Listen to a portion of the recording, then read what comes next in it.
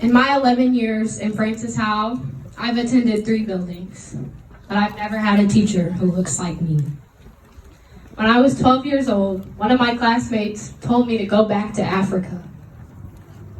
In fall of 2019, while I had a substitute teacher, I heard a classmate trying to make a joke and fit in, but he used the N-word multiple times.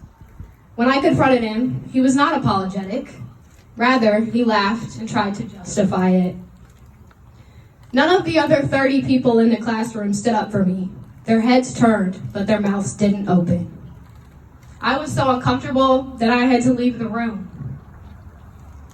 On May 27th of this year, 2020, 2 days after George Floyd's murder, someone who knows me called me anonymously to ensure that I could not track their number. They told me that I'm a nigger. And then they hung up. The same words that were used by Travis McMichael over Ahmaud Arbery's dead body. The same words that were used in reference to Emmitt Till and thousands of others over hundreds and hundreds of years. But what did I do? How could this be happening to me? I have good grades. I don't have a criminal record. I'm involved in school. I have an outstanding resume, references and all. I've heard many people invalidate the experiences of Black people by saying things like, no one will mess with you if you don't do anything wrong. My own experiences and the experience of other Black people that I've listened to and heard from have confirmed that that is simply not true. It doesn't matter what I do or how good of a human I am. I still feel uncomfortable and even unsafe because of the pigment in my cells.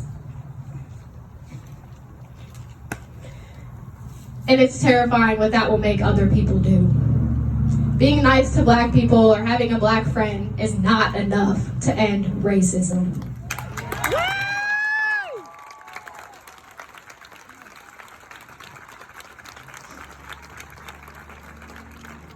These things happen to me and people who look like me and people who have darker skin than I do because this is learned behavior that has gone on unchallenged. In order for change to occur, we have to take action. That means speaking up against stereotypes and prejudice and microaggressions every single time we see them.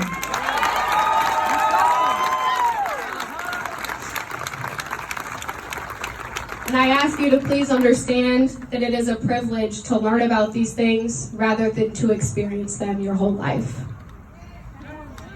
I'd like to share a few quotes that I found very powerful. Elie Wiesel once said, "We must take sides. Neutrality helps the oppressor, never the victim. Silence encourages the tormentor, never the tormented. The opposite of love is not hate, it's indifference." And another one by Martin Luther King Jr.